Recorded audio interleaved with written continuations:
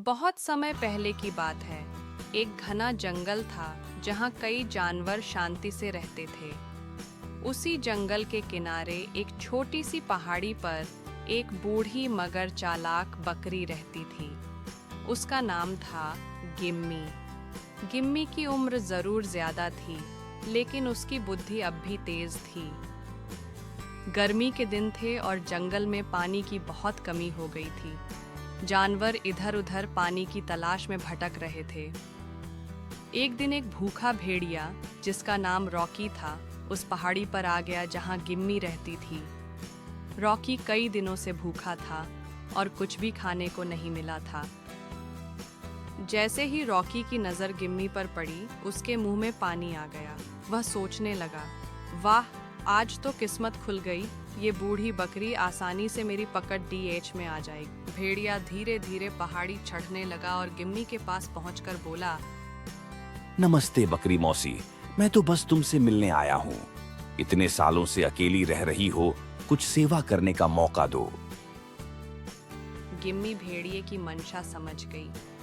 उसने मुस्कुराते हुए कहा, अरे रॉकी बेटा, तुम्हारी सेवा का मौका तो मैं ज़रूर दूंगी, लेकिन देखो, मैं तो बहुत बूढ़ी और दुबली हो गई हूँ। अगर तुम मुझे खा लोगे तो तुम्हें कुछ खास ताकत नहीं मिलेगी।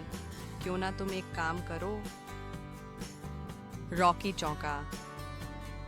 क्या काम?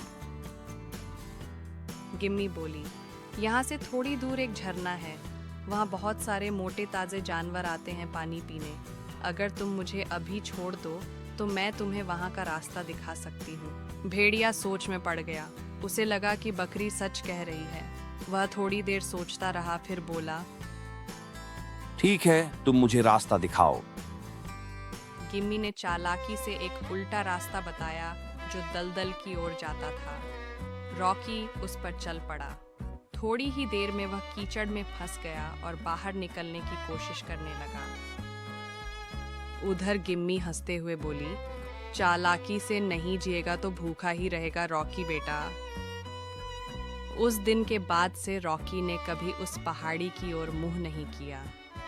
और गिम्मी, वह पहले से ज्यादा खुश और सुरक्षित हो गई।